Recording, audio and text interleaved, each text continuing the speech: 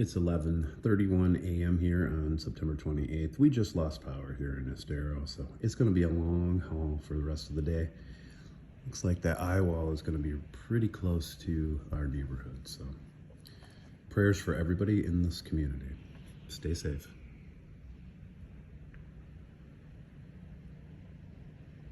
Turn around. Don't drown when encountering flooded roads. Most flood deaths occur in vehicles. Be aware of your surroundings and do not drive on flooded roads. Please report observed flooding to local emergency services or law enforcement and request they pass this information to the national. It's noon. Hurricane Ian is ripping right through here. Look at that.